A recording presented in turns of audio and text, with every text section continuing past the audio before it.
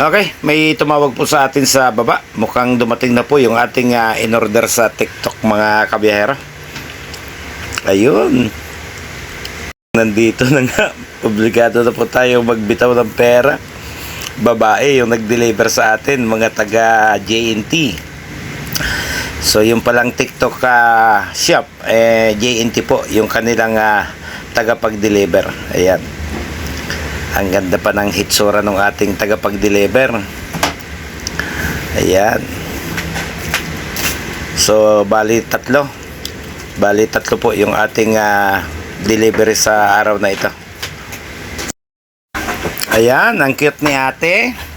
Sinayang ang kanyang beauty sa paglalakad sa init ng araw para mag-deliver po ng mga order ng TikTok. Ayan, so sa JNT po siya nagtatrabaho, mga kabiyahero.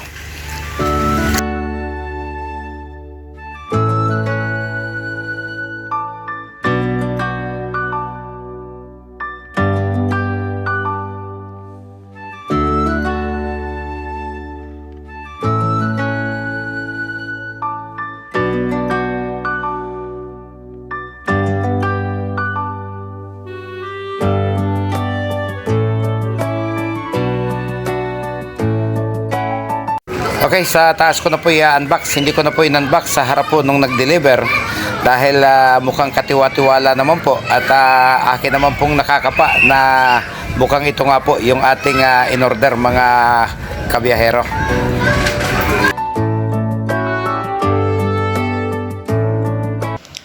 Okay, unboxing po tayo. Bali, 3 piraso po ng ating order sa TikTok ang dumating, mga kabiyahero. Mag-unbox po tayo para malaman po natin kung hindi po tayo nabudol. Ayan, kasama po natin ang do-ride, ang bola ng bayan ni Mr. Henry Jeff.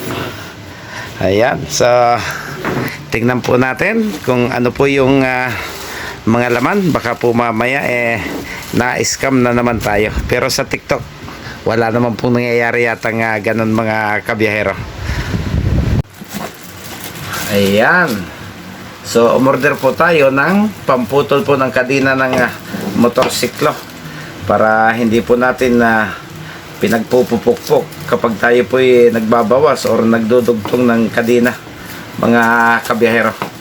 So tingnan po natin kung hindi tayo nabudol. Ayan. So okay naman siya. Tama naman po yung specification ng aking in-order. Okay, so ito siya. Nakakahiya na rin naman pong hiram tayo ng hiram kapag mayroon po tayong ginagawa. Kahit pa sabihin natin okay lang naman namang hiram, kung minsan po kapag kailangan po natin yung pong ating mga kaibigan, siyempre kung minsan ay nasa trabaho din. Kung kaya't hindi naman sa lahat ng oras ng ating pangangailangan ay nandiyan po sila at pwede nating mahiraman, kaya't umorder na rin lang po tayo. So ang halaga lang naman po nito ay halos wala pa pong 100 piso, mga kabiyahero. Ayan. So pang-ipit ng kadena kapag atin po siyang puputulan. So yung may mga motorsiklo lang po ang makaka-relate nito, mga kabiyahero. So okay naman, magagamit. So ito pong isa, may in-order din po tayong mini air pump. Ayan, kapag napaplatan ka po at hating gabi, kapag malayo po sa vulcanizing, siyempre magtutulak tayo ng motor, kaya ang in-order po natin ay yung medyo maliit, mga kabiyahero. So titingnan po natin kung naaayon ba doon sa atin pong in-order.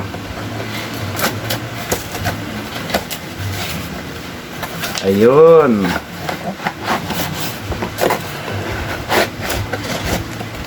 So ayun, medyo maiksi yung kanyang wire. So marami na po tayo nakikitang gumagamit naman ito.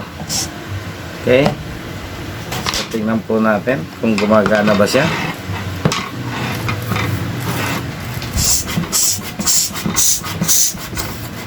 So malakas naman. Okay. So kung medyo naiiksian po tayo, papalitan na lang po natin ng hose kung sakaling sobrang iksi naman sa sukat. Ayun, gumagana rin naman pati yung kanyang gauge, mga kabiyahero. So nakadalawa na po tayo at mukhang hindi naman po tayo nabudol, mga kabiyahero. So ito pong air pump na ito ay hindi lang po sa flat na gulong natin pwedeng gamitin. Nung buksan ko po sa ilalim ay mayroon pong extra accessories, mga kabiyahero. Ayan, mayroon po siyang needle para po sa mga pambasketball na bola. Ayan, tulad po nitong bulang ito. Hahanapin nyo lang po yung kanyang pasukan ng hangin, ipapasok nyo po ito para magamit po na pampasok ng hangin sa loob. Kaya mayroon po siya nitong parang karayom. Ayan, mayroon pa pong isa siyang kasama. Ayan, ito naman po siya. Kung kayo po ay gumagamit ng parang salbabida po, yung ginagamit na floater ng mga bata sa swimming pool o sa dagat, kapag kayo po ay mag-outing at dala-dala nyo po ito, mas convenient din dalahin dahil maliit. So ito naman po yung kanyang pinakang nipple para mahanginan po yung ating mga salbabida, mga kabiyahero. So hindi na lugi kaysa magtulak tayo ng motorsiklo ng napakalayo kapag naplatan po tayo sa ubod ng layo, mga kabiyahero. Okay, balik na po natin. Ayan. Ayun.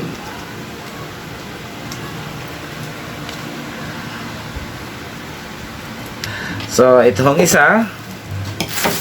Ayun, medyo malaki yung kanyang pakete. Umorder din po tayo ng riveter.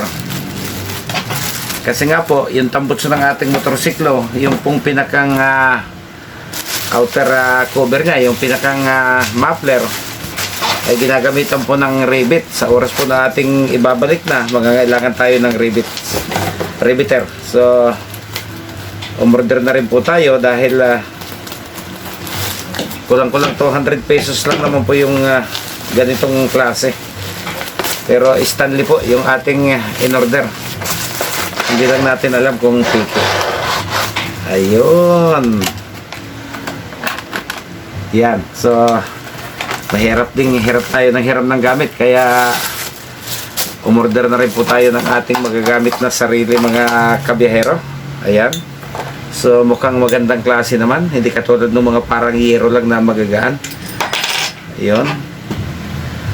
May reserva po siyang pinakang nipple para iba't ibang size po nung rivet ang ating pong pwedeng isalpak dito. Ayan. So Stanley po yung tatak niya, wala pang 200 piso.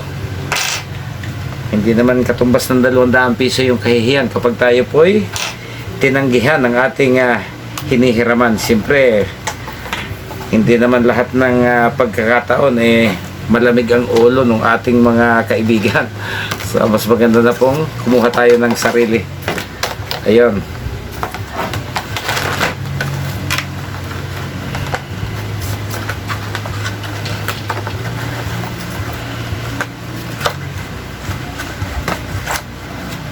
So itatago po muna natin to at ilalabas lang po natin kapag atin pong kakailanganin. Sa motorsiklo po, paggagamitan lang naman ito yung kanyang tambutso, at kung sakali yung pong mga play rings kung i-repair po natin. Kaya bumili po tayo nito. Pero sa bahay po ay magagamit din po ito kapag mayroon po kayong kinakailangang ikabit sa dingding or ikabit sa may kisame. So magagamit po yung rivet kahit sa bubong, mga kabiyahero. Okay, maayos naman po yung ating binili. Yan. So, 89. Ito sa halagang 300 piso. Dalawang klase po, may regular 100 plus. So binili po natin yung sinasabi nilang luxury. Mayroon po siyang sariling air gauge. At ito pong riveter. So okay naman. Wala akong naging problema. At muli, Doride! Salamat sa bola! Hanggang dito na naman po. Maraming salamat.